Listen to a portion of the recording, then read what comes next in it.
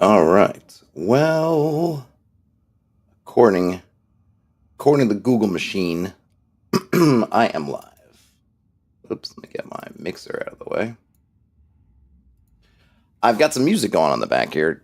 Just to test it out, let me know if the levels are out of whack. I can't hear it myself. I muted it so that I didn't wear headphones. But I'm just kind of playing around with some music, and I thought the best way to test it out was just kind of to test it out. So that's that. Put the fan on, but it is not on high enough. Hey, uh, last week on Friday on the main channel, I discussed my Twilight 2000 game. That was mine. I was a player in it, and playing through it, having read the rules a while back, and then playing through it recently. I appreciated some of the things they do, and I was curious to kind of dig in a little bit more and see if there's anything to be gleaned about it. Now, what I noticed right away, or what's occurred to me right away, is that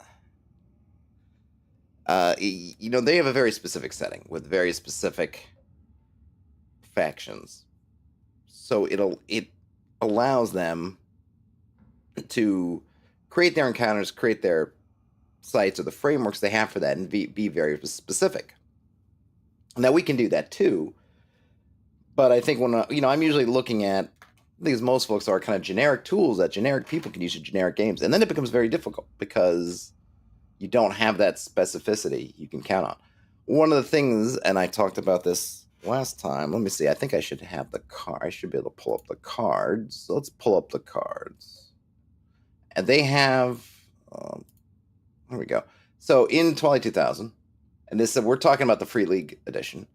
You draw encounters from a deck of cards, so that every turn, or I think I don't know, whatever they call it. What do they call it?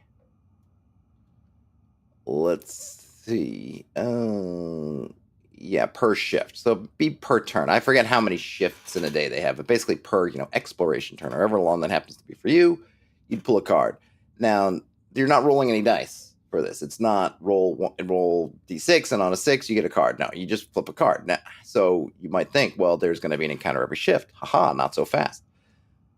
They use basically a regular deck of cards that they rebrand. I think you can see. I don't know if I bet you the suits do have something to do with types of encounters, but here's the 7 of diamonds, and you see these icons here at the top. Next to it, we've got a road-looking one, a forest-looking one, a sun-looking one, and a campfire-looking one.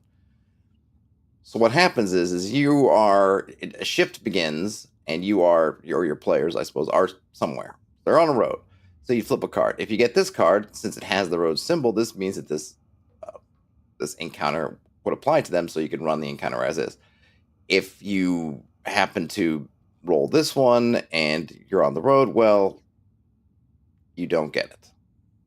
So this is the way that they modulate their encounter chances. It's not based on terrain or anything. Well, I mean, I guess it kind of is, right? I should say it's not the chance of encounter that gets modulated. It's kind of like which card you draw. So to modulate your encounters, you could presumably, I think they just use one deck of cards, but I guess if you wanted to, you could have multiple decks, or some you could configure. I guess what I'm saying is you could probably configure your decks however you want to. It's a different way of doing encounters. I think there's some advantages and disadvantages. It isn't as easy to modulate it, right? If you're doing 1 and 6, then you could do 2 and 6 and 3 and 6. These all work great. With cards in a deck that apply to multiple things and they're kind of going across, you kind of have to let go of that kind of granularity. I think you just you just gonna have I guess first of all, the odds are not nearly as clear. I don't know in the deck of 52 how many are wilderness versus how many are in. I think they call it, if you're staying still, I think is what they call it, is for that campsite one. I think here they have us. They give the things. So road symbol, off-road symbol. So we only have road and off-road, and then you have day and night, right? Take place during the light or during the dark. And then there's one. Where's the one for the safe places? I thought they have it. That might be okay. And then the campfires for safe places. So they have just a couple of different. Actually, I guess it's well. They have what? They have two different. Or I suppose let's say three different location groupings. Let's say because road, you're on a road. They don't care where the road is. You're off road. You're off road. They don't care what kind of off road it is, day or night, or both. And then whether you're essentially what do they say they call it? I think they just call it basically if you're standing still, if you're stationary. So if you guys don't, if the party doesn't move, then you would only flick the ones with the campfire, I think, right? If the players remain in a hex for a shift, draw one random encounter. However, only events marked with that campfire symbol will actually be triggered. Other encounters are treated as no encounter at all. This does not mean that staying still is safe. Quite the opposite. In fact, the longer the PCs remain stationary, the higher the risk is that one or more of the main factions in the area will learn of their location and approach or attack them.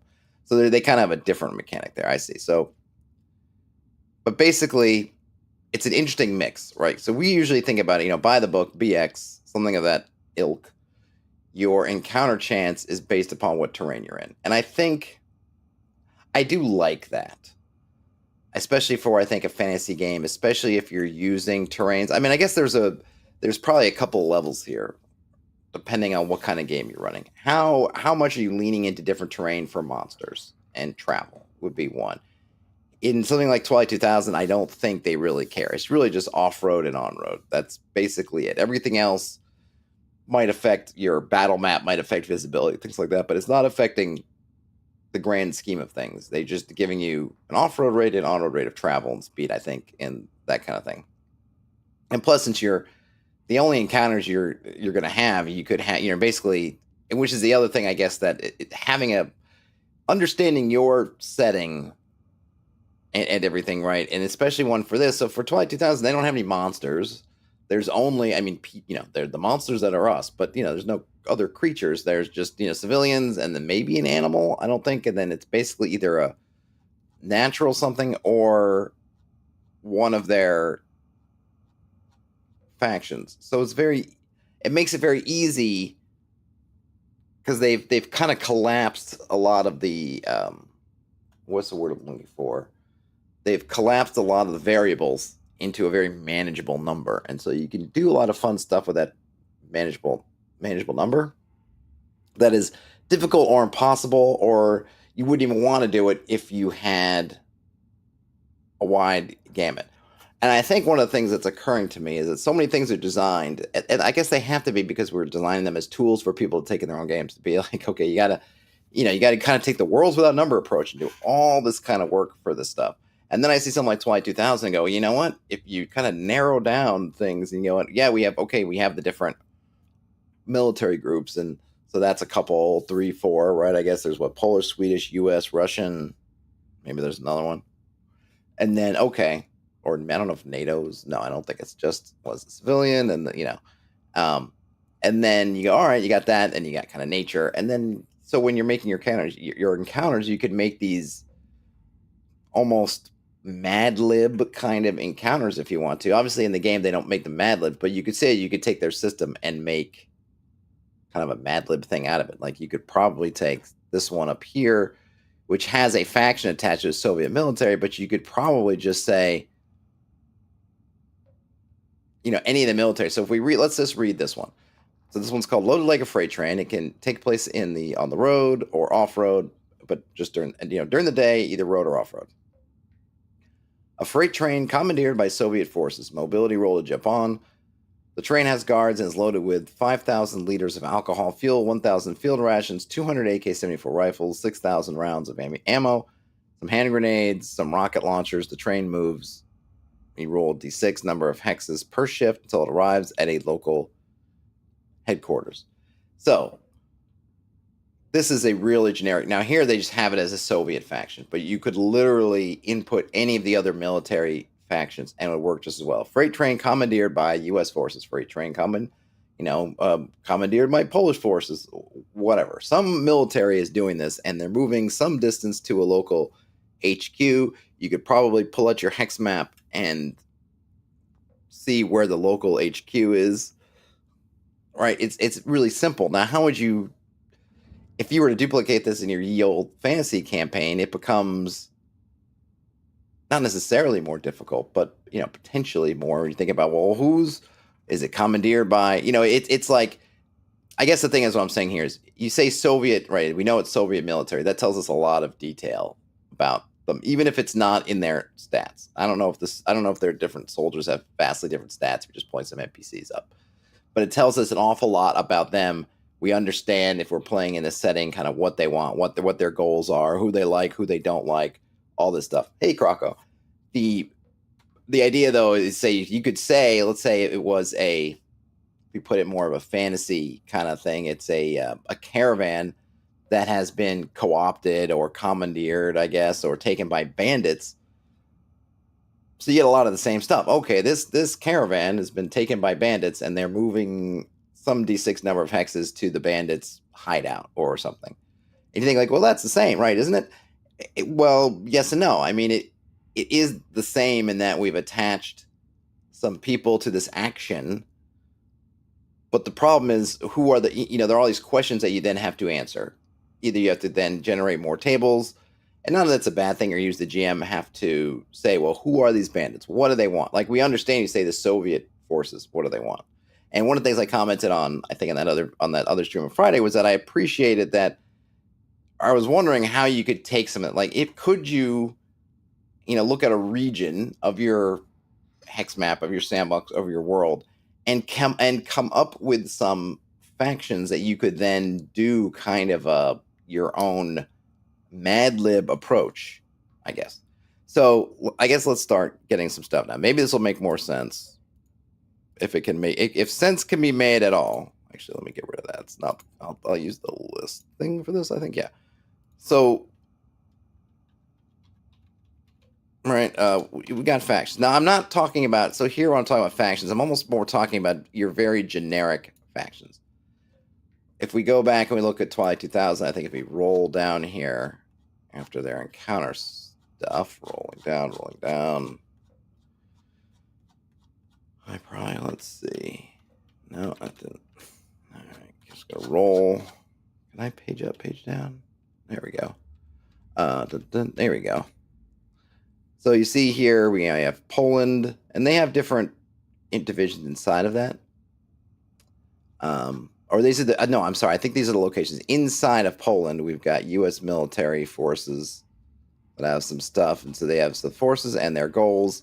Soviet reserves group with their goals. We have a Polish military group with their goals, and we have marauders. And then I think this is kind of it. So you basically have, if we were going to boil this down, say, well, generically, what do we have? Is we've got some civilians, which aren't listed here because I don't think they really need to, or do they? Do they list them? They just pretty much put the military factions, right? Yeah, I think so. Well, that's Polish military marauders. Do we have a civilian? We don't. I was gonna say probably civilians. Their goals are pretty simple. I think they're not looking to really take a thing, just looking to kind of survive or be safe. So if we were gonna let's see what we can do here. So we can have a civilians, right? These are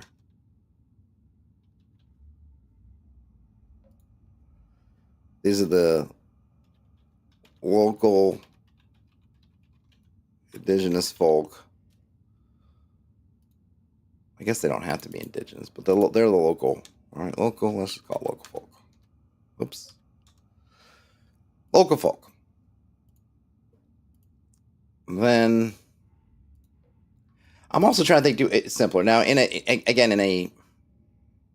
Twilight 2000s type game, in any given location, you basically have, let's see, other than the civilians, they have, let's see, how many factions they have. We have 2 U.S. ones that have their own goals. Let's see if they're really specifically different. I'm talking about regrouping, just want to go home, division, okay. And then what about these guys? The final reliable intel report CIA.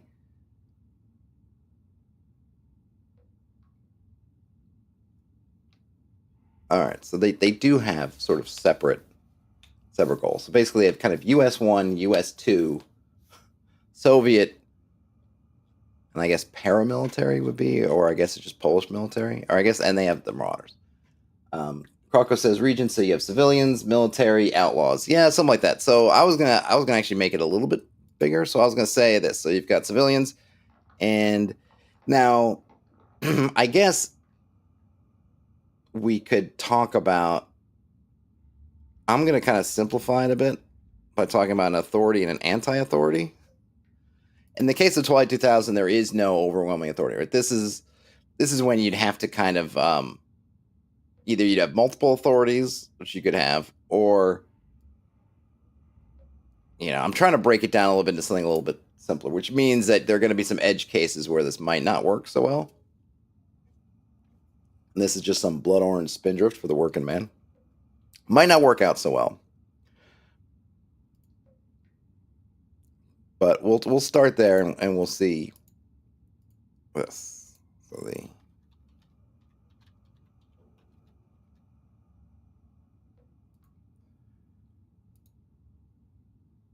and then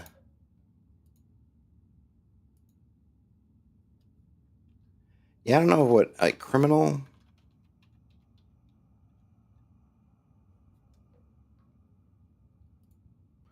Civilians, the authority, the anti-authority, and the criminal, and then we are in a fantasy world, right? We can't not, and then maybe have a monster.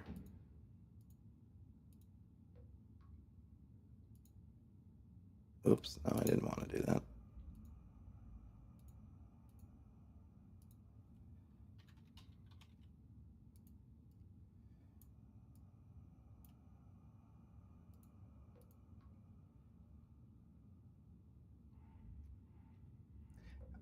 Let's see. So the ruling power.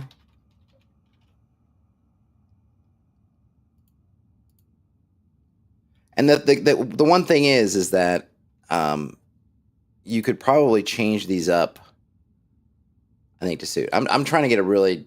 I'm going for sort of a very generic, but trying to keep some of the. I don't know. I'm sort of trying to build kind of a little bit of focus here. So again, like with the Twilight 2000 sort of thing, is when you're focusing, that gives you great ability to be more. To be more sort of targeted, but at the same time, you do lose some of the broad swath. So by saying kind of authority, anti-authority, and criminal, I am sort of I'm making some scenarios more difficult. But I think we can get some kind of system down. I imagine we could have you could come up with different scenarios. So you could have different kind of region states, maybe, and in those region states, we could have different things which have different. Sort of encounters, I guess, attached to them, different sorts of encounters. We'll see. Let's see if we can get kind of one back. So this would be the, this would be opponents to the ruling power. Croco asks, are we assuming a similar situation is in the scenario? No, we're not. I'm just using that because the Twilight 2000 is kind of for reference because I kind of liked what they were doing with their. If you you can look at the detail part, but then what I'm kind of looking at is if you sort of take their stuff and see if we could make it sort of generic ones. Could we do that? And like this example with the freight train, right? It belongs to the Soviet military, but really this could belong to any military. It just happens that they made this one for the Soviets. And I like it because what I found, even though I wasn't running the game, I was playing the game, is I think their encounter system is very quick and easy to use at the table because you have a limited number of variables that you're pulling in. So that, for example, we were playing a scenario that had no military presence. Okay, we were playing a scenario. The scenario I played on last Wednesday now was we were in a town. We were in a town looking for supplies. We needed supplies. We couldn't move on without supplies, and we were caught between a couple of factions. None of those factions were military. We basically had we had one authority, which was actually the Polish. So basically, we had an authority we had an anti-authority, we had the criminal in this one. So the authority was the person, the group who was sort of running the town. Hey, Jason, was kind of running the town. The anti-authority was a girl who was burning the town to the ground because of what the authority did to her brother. And then you had these marauders who seemed to be using the girl or trying to not trick the girl, but kind of they were trying to make inroads into the town, and they were trying to parlay some relationship they had with the girl to making inroads. So in this case, we had a authority, which was um, this sort of strong man who's ruling the town. Anti-authority, this girl who was basically trying to revenge on the authority, and then a group of marauders led by a lady known as the Queen of Pain. And we didn't have a monster, obviously. Progress says mini encounters, set pieces involving one. Yeah, I don't know if I call it a set piece. Maybe I guess it doesn't matter. I just don't love using the kind of entertainment lingo. I would think kind of a scenario. It could be a certainly kind of an encounter. It could be larger than that because there were essentially two pieces to this thing. So on the you get these, and then we can kind of go over in the book. The book has kind of sites that give you a place, and they kind of give you a problem or a situation to which you can insert the players, or the players can kind of show up. And the thing is about it is they're very, really simple. You get some, who are the factions who are at play in this location, and kind of what do they want? And I think there was a ticking clock kind of thing. And then everything else you can sort of pull in from these kind of encounters and stuff because they are all referencing the same people. And that's kind of what I was getting at. When you say that, oh, the authority is the prince, and whatever, the local lord of the town is the authority, then if you're rolling random encounters in the town and they reference the authority, then you just insert the prince into that blank, kind of like a Mad Lib, noun, insert a noun, person, place, or thing, insert the authority, insert the anti-authority. So you could kind of look. Here we have, that's a little bit different because we have these kind of military factions that don't control places. They might control places, but it's kind of similar to if you said, okay, you took out the Soviet faction and you put in kind of anti-authority or marauder or criminal, something like that. So you would just say, freight train commandeered by, and you insert forces, blank forces of blank, and then you could still have all this stuff in there or not, trying to get it to an HQ. And then all you do is when you get to it, you would look and say, oh, well, in this scenario, in this place I'm at, who are the whatever, say the anti-authority here. Okay, it's the Soviets, therefore it's the Soviets. If we're in another location of somebody else, it's somebody else. But the encounter still works, and you can still take advantage of that specificity without having to roll like 800 tables. And what I was thinking in this case is you could have these factions and you can rotate them in and out. You could do them on kind of clocks. You could change them on the week or the month. So that at any given time as you're playing, you may only have to deal with a certain number of factions. That's kind of easy, I think, easy to manage because you're only dealing with ones that kind of show up anyway. And then if you're wondering, like, but I have 12 factions I need to keep track of. It's like, well, not all. Who is in a session is really keeping track of 12 things moving on the board at once that aren't necessarily directly in there. Probably nobody, but whatever. You could then make a table if you wanted to, or you could just rotate. Like, oh, this week you roll a die or you use some kind of challenge. Okay, this faction is the anti-authority. This week they're on the move. Next week it could be somebody different, but kind of trying to keep your options in check a little bit, or just options at any given time, any given session. This would probably go for prep too. If you just at the beginning of your prep, you decided who your set of these factions are, then that lowers the amount of work you have to do. And if you set up your encounters and some other things just to give you this faction title, and I'll try to come up with an example because I feel like that might help. I think we have, I think we understand, Underworld.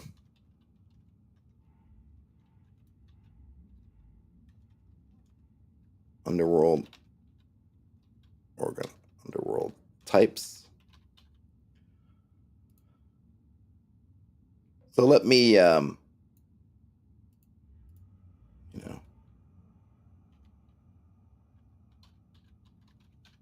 okay. And like I said, there might need to be more, and I think we can figure that. But let's just, because we have these here.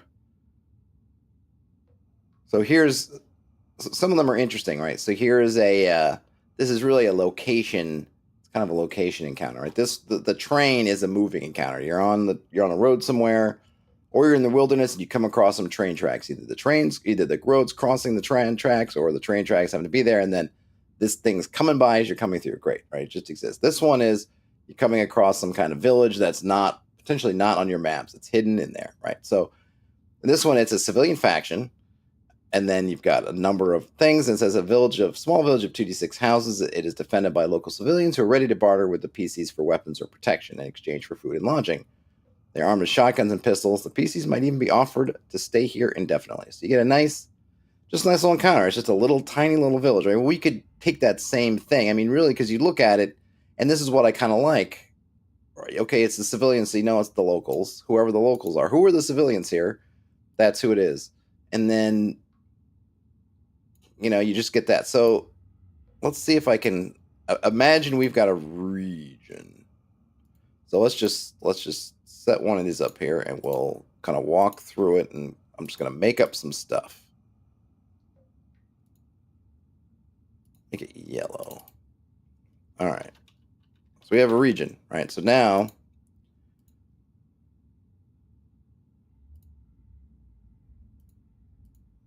we can have our factions. And we can say, okay, we've got some civilians. They're just, I don't know, human folk. We could have multiples, whatever. Civilians are human folk. The authority, Baron Joffrey. Fine. We got Baron Joffrey, right? And, he's got his men. I'm not really concerned. It's not just him, obviously. He's got organization of people, but that's it. The anti-authority is there's an, I guess it goes without saying they're evil, but let's just say there's an evil necromancer, right? Criminal. There's I don't know. The dire hand bandits. Sure, why not? Right, that's the criminal element. And then monster. Let's say there's a manticore.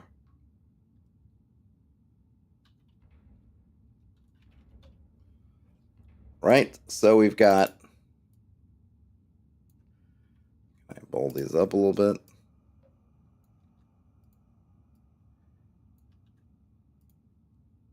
Now there obviously we're not saying that there's not, this is, and kind of like, and this is where I think, depending on how you want to look at it, right? We're looking at imagine we're looking at this region, I don't know, call it the,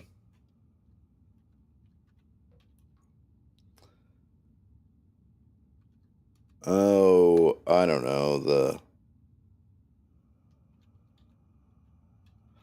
the Golden Glen. All right, whatever. That's our area here. And of course, we could have a hex map that could show us all the stuff about it. And this doesn't mean that these are the only things, that the only monster in this whole area is a manticore. No, but it's the monster of the week, monster of the moment. You could roll this up at different times. If you could roll this up in a particular session, you could roll this up. It really kind of comes down to how, what's the word, like how much, what your sort of, how you want to prep it, how you want to improv, how you want to work during a game. You could easily say, well, yeah, I'm going to have 3 or 4 monsters in here, or 6 monsters in here, and I'll roll one during the game to see, or that'll be, just like I'll roll. But hey, Ryan, but now we've got this faction list. So now if we create another box here, right, and we have our kind of encounters.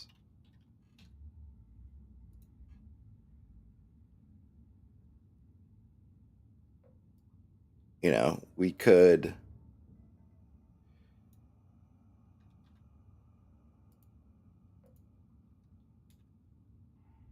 we could have some of this is by civilians, right? So we would, kind of do it sort of Mad Lib style.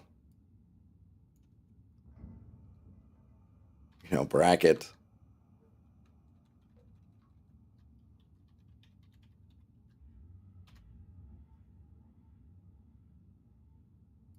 You could have something.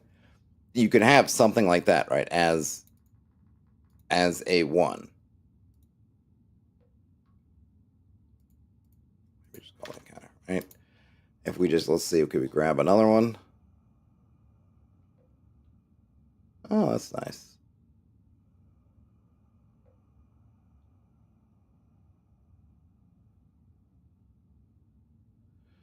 Let's see. That one would work good, but our monster, I would say our monster could not.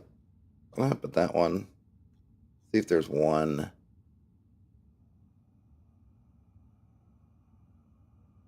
That'll work too. Trying to see if there's something that would work more with a monster.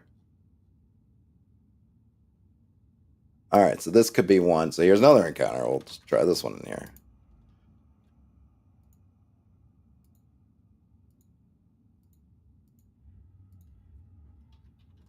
Counter.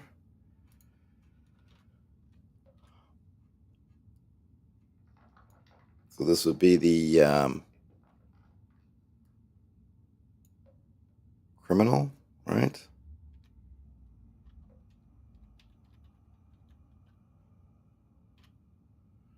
And we could simplify this. I mean, armed criminals.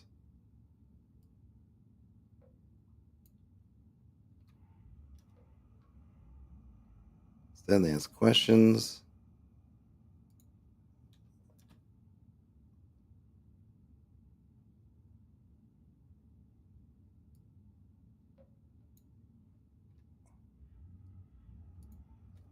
Attack them rather than let them leave. Something like this.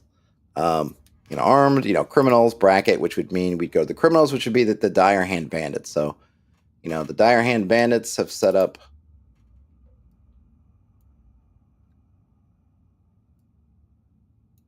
a roadblock. Not adversely hostile, but they're going to ask questions about the PCs and offer the PCs to join the group. Something like that. So I guess, the nice thing here is that here would be the dire hand bandits, which would mean that in terms of, so I think the concept here is that all these factions here you kind of have in your brain, right? You know them, you made them, they are meaningful to you, and so in the encounter, instead of rolling up, like what I would do in BX would be I'd go through the list, roll. Oh, I get bandits. Roll. What kind of number, right? And that's fine, and it actually works okay for me. But it just occurred to me that for a lot of folks, I think that doesn't work so well. But some of the other ways of doing it are just difficult because they don't either. They give you a lot of detail, which is fine, but then it also means that if you get it twice, it can be less useful. Like the whatever, like the goblins playing cards. It's like, well, every time we come in here, we get goblins playing cards. How many cards can they play? Whatever. And now, granted, this one is a little bit detailed, but I think knowing that you could. I think because you have a specific thing as opposed to generic bandits, I guess, because part of the thing is like, how can we leverage some of the generic stuff, but also input all the things we have? And instead of saying just using bandits and then having to try to think about, well, what do these particular bandits want? And then maybe we remember or we don't remember that we introduced bandits a couple of sessions ago, and that could be those bandits, but we haven't really talked about them, so we don't remember. If we specifically say that in this region, if you run into bandits, they are these particular bandits, the dire hand bandits, and as long as the dire hand bandits are operational, then this is what they're doing and this is what they want. Then you can kind of have a little bit of the best of both generic stuff and kind of targeted stuff. I don't know. That's my thinking. My idea at any rate. Akako says you would preclude the reaction roll in that case and defer to the description. Well, I mean, it's really up to you. I mean, honestly, if you were making these up yourself, then set them up however you want to. Yes, in for this one, but I would still use the reaction roll because the reaction roll can determine. And the reaction roll, there are a lot of shades in there that are beyond either we attack or we become best buddies. And so you can use a lot of those things for the tone in which they ask their questions and stuff. Is it an interrogation where it seems like they're really trying to keel haul you into joining them, or are they legitimately trying to be persuasive? That reaction can tell you that. So just because that this lists some actions doesn't mean that I would skip the reaction roll, because the reaction roll is really useful to me for flavoring those interactions, even if I'm not using the reaction roll to dictate those reactions. But at the same time, you could also use the reaction roll to just override whatever this has, because that's another way that it helps your tables be more dynamic, or your encounters be more dynamic, so that one time you might get it and you roll friendly, and so they are questioning it. On the other hand, you roll really hostile, so that they just kind of attack them. You know, so it is up to you. Don't let anyone take your reaction rolls away from you if you want to. You can always insert them in, and I think inserting them in, it helps really make your encounters your own, so that they're not just book encounters over and over again. So the other thing you can do for and I'll just make up an encounter this time, right? So you could have something like this, right? Counter. Let's see. I guess we could put monster as cornered, helpless,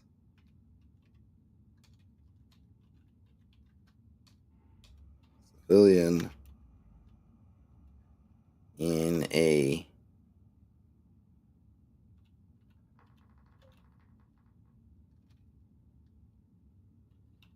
thick grove of trees, something like that, right? So you could say the monster is cornered, a helpless civilian in a thick grove of trees. I mean, you could probably even take out the helpless. And I think the other thing you could do, if you wanted to, right? We want to make it even a bit more. Here's where you could have kind of fun. You could say, 1d6, 1 to 2, civilian, 3 to 4, or I don't know, 1 to 2 civilian, 3 to 4, authority, 5, anti-authority, 6.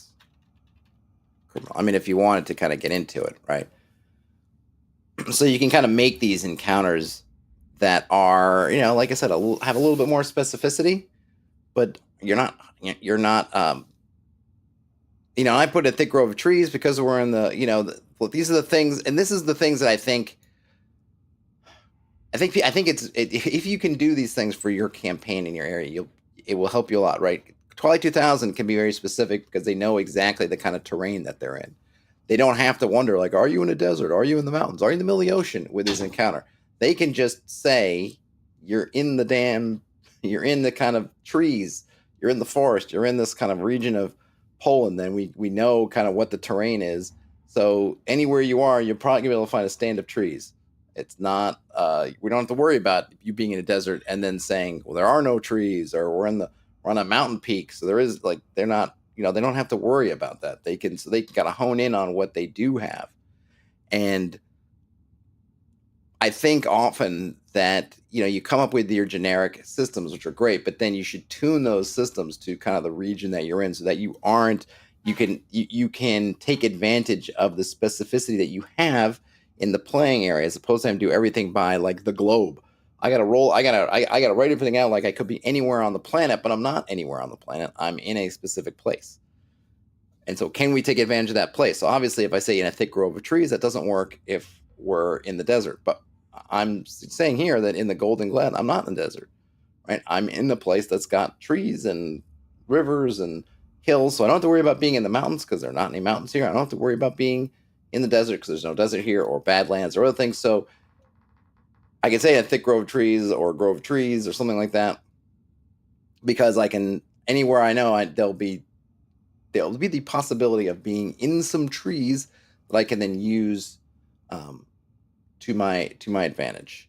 And I don't know yet how to make a system that can handle both. I mean, my idea would be, and I've kind of talked to this before when I talked about kind of having tables that you use for your prep and the tables used for your play. And these encounters are kind of play ones because you can then swap these out. If you have a whole bunch of these, swap them out. You don't have to keep it. Doesn't have to be something like, oh, I've got 3 encounters. I'm going to keep running these over and over again. It's going to get old. It's like, no, because these are very easy to do, and you can swap them out. And then the monster, oh, they defeated the Manticore, so then the next session this monster's gone, and you can roll to see what new monster has come and taken its place. And so you would write that in, and then all your things with monster just update. The criminals change, and then maybe if you say like, well, they defeated these criminals and it's going to take a session or whatever for other criminals to come in, then great. Then any encounters of criminals, you just say there's no encounter at all. Perfect. And then that kind of makes sense too. You can do the same thing with monsters. Like, oh, they defeated the monster. Well, this session there's no monster because they defeated the monster. Or you could even have a table. Right? We could make a table right now. Right? When after a faction is defeated,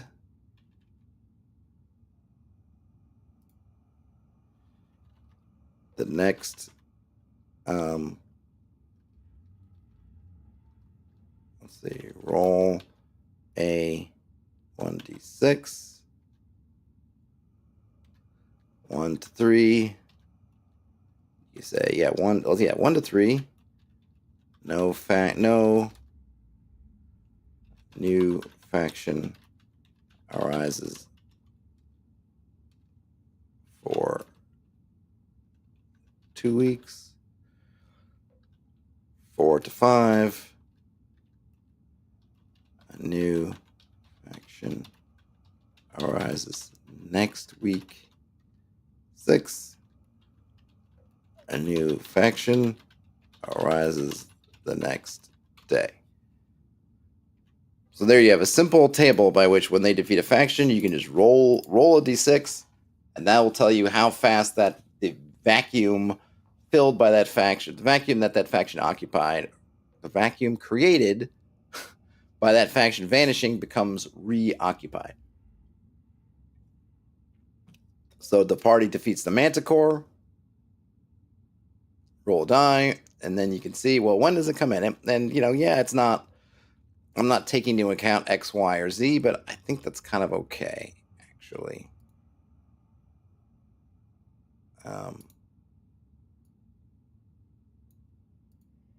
So come there, roll that, and then you can have, so for example, and you can also, these are things that you can, you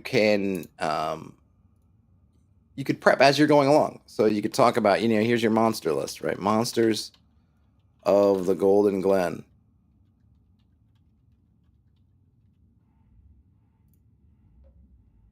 Let's just say we had the Manticore. Maybe there's, I don't know, a family of owlbears. I don't know. We could roll, and this is where you could roll some dice. You could see, blah, blah, blah. Let's see. Blah, blah, blah, blah, blah, blah.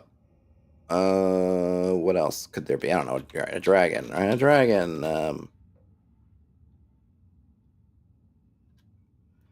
A horde of skeletons.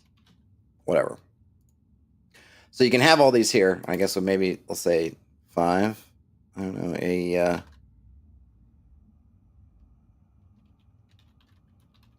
I'm saying powerful ghoul, and ghouls aren't all that powerful. What is something else? That could be skulking around an ogre, sure. Something like that. And then what you can do is you can swap out this Manticore, right?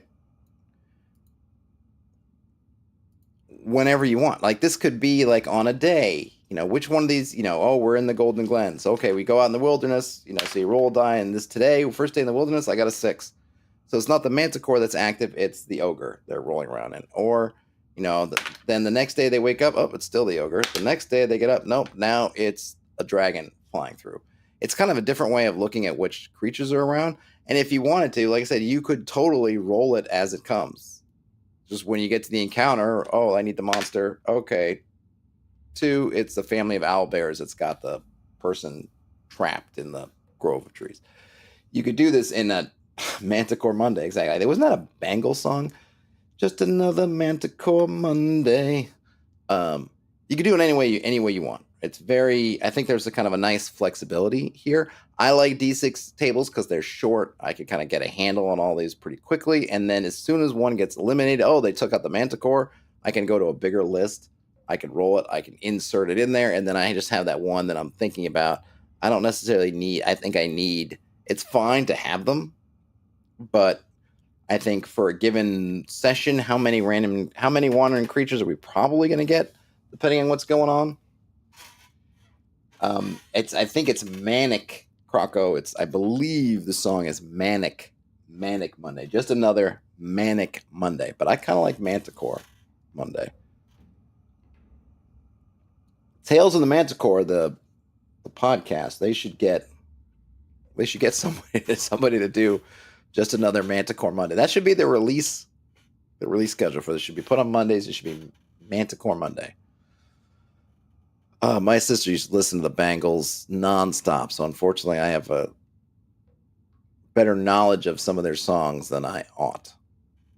Okay, so I think this is good. Now, the other thing is that there's not really, I always find it neat, right, when you see different methods of doing things, right? With numbers, with dice, you can modulate, you can make your different curves. And not that you can't do it with cards. I'm sure they have done it with cards. I'm sure you could analyze how many cards in the Twilight 2000 have the different things on it. But when you're rolling the dice, you have whatever probability you have of getting an encounter is the same each time you roll. Whatever your 1 in 6 chance doesn't change. So the first time I roll this, right, the Manticore's got even odds of coming up. I could cross it off, but that kind of changes. You could do things if you had a lot of crossing off. It's not necessarily handy to be able to do that. But with cards, you can have some fun with when do you shuffle the cards? When does your deck get shuffled? So then if you're not getting encounter, that is changing the odds because each one of those cards you're removing, unless you're shuffling after every one, you're removing that from the deck, meaning that the odds are greater you're going to get an encounter, which is, you could probably do that with dice. You could do something like add 1 to your die, add 1. But this one, it's just natural. That was another neat thing with, I think, when I've seen card mechanics is, yes, you can do this with dice. Yes, you could say, oh, I rolled a 1 in 6, and then I'm going to roll a 2 in 6, 3 in 6, 4 in 6. Eventually, you are going to kind of run out depending on whatever number of dice you're using. If you're D100, obviously, you'll run out at 100. Whatever. But with the cards, you just keep that discard pile, and you're flipping through, and all these things are changing. You don't necessarily have control over those changes, but you know that, well, the types of encounters you're flipping through, well, obviously you're not getting the ones that you want to get, or that you want to get that are applicable, which means that whatever deck is remaining is getting ones that are applicable. But it also means that if the party changes, like they're off-road and you just keep getting road encounters, and it's during the day and you're getting road encounters or night encounters, it also means that if they go onto the road and you already gone through a bunch of road encounters, then they might again kind of get it easy because now you're getting all the outdoor off-road encounters. There's really a lot of neat stuff. And I remember when playing in it was a DCC themed Wild West game whose name I can't recall. Wasn't the Dead? I can't remember. But it had a shared deck for firing your guns. Your next encounter involves a Manticore. Awesome, Jason. It used a deck of cards whenever you fired guns, and it was a shared deck for all the players. And some of them were good results. Some of them I think could be misfires or jams or stuff, something like that. And it was very interesting because even though, my character had a gun, and I think 1 or 2 other characters had guns. Well, one other character was like a they were like a gun. I was not a gun specialist, but I had a gun. They were a gun specialist. So they were really firing off a lot of shots. I was doing a couple, but the point is that I was keenly interested in them firing the gun because it was a shared deck. So I knew if they were getting results, would indicate in some way was influencing the results I was going to get because of the deck. And my cat is trying to get. Hey, Betty. Betty. Cat's trying to escape, and the door's locked. Betty, you can't leave. You're stuck here with me, Betty. Come on, Betty. There you go. Noises that you guys probably can't hear, but absolutely will drive me bananas is that her. And I don't know if it's. I think dogs are like this too. They really seem like they get there focused on something, and she'll just scratch at that door. I feel like forever until either she scratches the door apart and she can leave, or somebody opens it for her. But she won't stop. She's like a little Terminator, right, Betty? But I've lured her back up here. So for the moment, I don't get to hear that scratching, which is super, super annoying. Not a lovely sound, right, Betty? All right. What have we got? I'm not sure. I'm not sure what do we have, Betty? We don't have a whole lot, but we got an idea. I kind of feel like there's maybe something to be had here. I'm not sure. I'm not at all sure. But I think it's worth. I mean, in my brain, I feel like it's worth pursuing because I really liked. I think talking to the GM of that Twilight 2000 game. I think one thing they mentioned was how they were able to kind of go by the book and really use those encounters and just kind of roll with what was happening, right? And I've done that, and you could do that, but I think because what I think the system does, because it's so focused, it's able to do that. I think in a way that doesn't take any particular special skills, that doesn't take a bunch of time. I think it's just easier because they've lowered that amount of variables down. So I guess what I'm wondering about is, can we can we start with some kind of master list that we might have during prep, where we have like, here's our whole planet and here's all things going on, but we're playing in Sherwood Forest, right? We're playing Robin Hood. We're not worrying about what's going on in London. We're only worried about Nottingham and its surrounding environs. So we only need to worry about Prince John. We need to worry about the sheriff and I don't know, whoever might be on the side, and then we're just going to worry about them. And we're not going to roll on a ginormous list of things because they're not all here. We're going to just say that for this moment in Sherwood, we've got, Robin Hood's men, maybe there's some, the civilians, there's, right, these kind of just lower those variables. And then if we need to switch it up, we can switch them up. But maybe that in a given session, since we're only worrying about those 4 or 5 different variables, we kind of take some of the cognitive load off ourselves. I don't know. I'd be curious. I wish I had. I mean, I'll have to think about it more. I don't have a process really or anything. I'm just kind of rambling along and trying to look at it. There are probably some ways to do these factions that maybe are more, maybe more generic. But I don't know if more generic is really good. I kind of feel like having these authority, because even then you could probably drill down. I mean, that's the thing. Like, you say you're on a hex map and you're here. Like, if you've determined that there's a no man's land and there is no authority, I guess you could swap out the authority for something else. But there's probably somebody who's a little bit more in command or something than somebody else. Or you could roll a die to see who it is. It could be the authority / anti-authority, I suppose. Let's see if some of these other encounters just happen to have.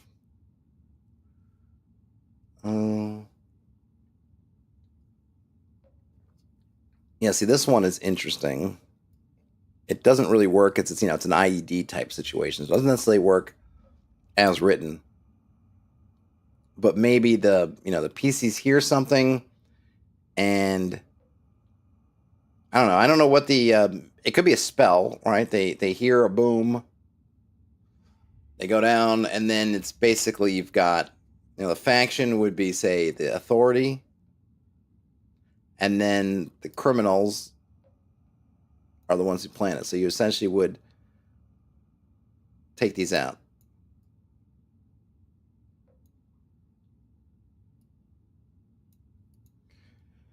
Carco says, I guess it's kind of like pre-rolling random encounters with session and adding more flair to each one. Yeah, kind of, right? It is a little bit like that. Yeah, it is a little bit like you're pre-rolling your random encounters ahead of time, and then because you're, yes, and you can add a little bit more detail, right? Because it's kind of trying to, I guess, toe that line between the I roll random encounter, I just get bandits, and then I got to figure out everything about what the bandits are doing and their targets and everything else.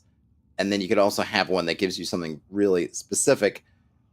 It's kind of like if you took some that are really took a bunch of really specific encounters, instead of using them as is, you kind of mad libbed them. You turned them into mad libs that you could then fill in.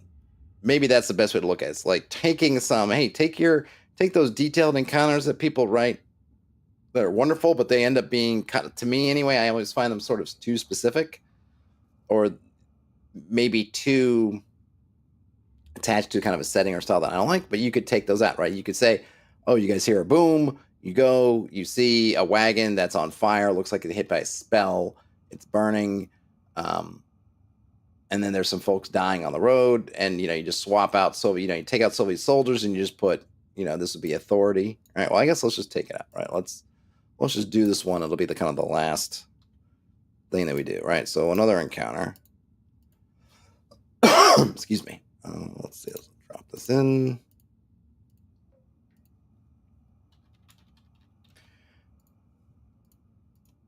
So we take our explosions heard. The PCs see a wagon.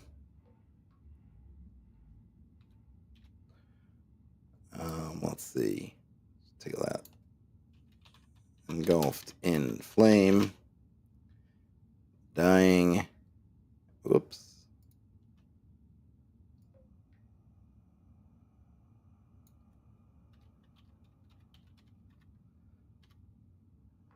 All around after a stretch, the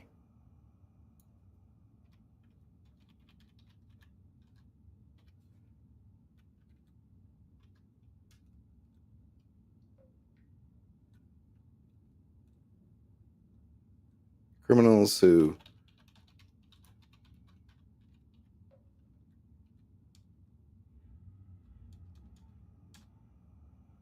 something like that, right? An explosion is heard in the PCC, a wagon engulfed in flame, dying authority soldiers, in this case, dying men, Baron Joffrey's men, lie on the road. After a stretch, the dire hand bandits, we could take it after stretch, right? After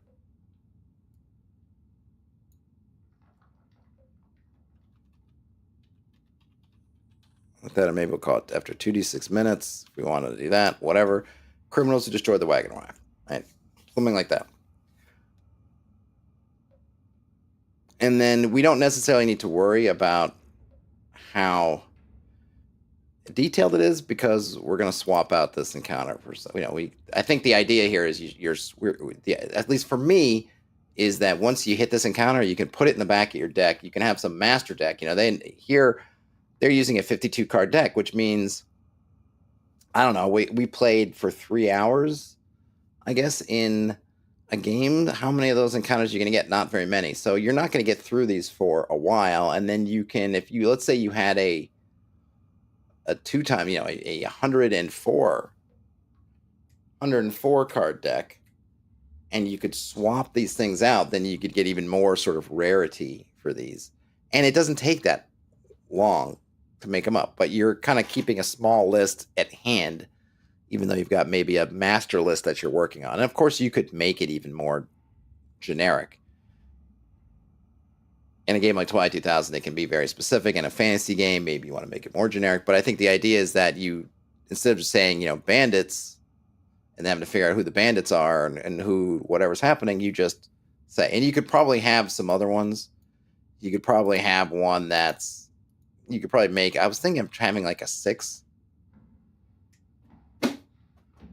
So we have civilians, authority, anti-authority, criminal, monster. Maybe you have wanting like, I don't know, trade, merchant, NPC, other, maybe wild card for just kind of other factions. Oops.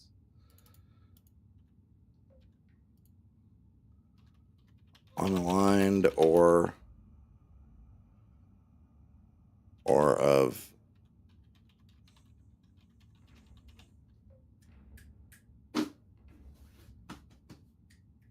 something like that. You could probably have. Croco says this kind of gives an idea about a region plagued by manticore air raids on caravans, but then again, just normal manticore behavior. Yes, if you could totally have put manticore right instead, and that's kind of I think that's kind of the idea, right? Is lending some specificity to your region so that you kind of set these things up for your region, and while you're playing in there, yeah, they have some character, they have some of their own, specificity, and then but it's not a whole bunch of work. I think that's kind of what I'm trying to do. Is I'm trying to say, can we get some nice specificity and nice individuality, uniqueness for our regions with things going on, but without having a super ton of work. And I feel like kind of doing a little bit of a Mad Lib style on the encounters might be a way to get there. But this is just me tooling around, fooling around. I don't have anything specific yet. If you feel like giving this a try, I think it'd be pretty easy. Just pretty much just make a list. Take your favorite encounters that are kind of detailed, swap out the individual names and things for some faction archetypes. There's the word, right? And then just on a given session, just give each archetype, just fill in the blanks of these things, fill in these particular archetypes. And then on the day when you're rolling encounters, you could really use it for a lot of stuff. You're rolling up. All you need to do is roll references to those archetypes and you fill them in. And then you can swap around. You could do it multiple times in a session if you want to do it on a day basis or a week basis, depending on, in-game stuff, depending on how fast your game is moving in terms of time. Or you can do it for that session. There's a bunch of different ways that you could potentially make it work. In any event, time for me to go. Sorry I didn't stream yesterday. I'm trying to get better, but I just kind of got carried away with stuff. I should be streaming tomorrow. We'll see. I got to make a video for the main channel tomorrow also. So I got stuff to do, but I shall return. For you folks, have a great rest of your day, night, whenever you end up watching or listening to this. Game on, everybody, and I'll talk to you later. Bye now.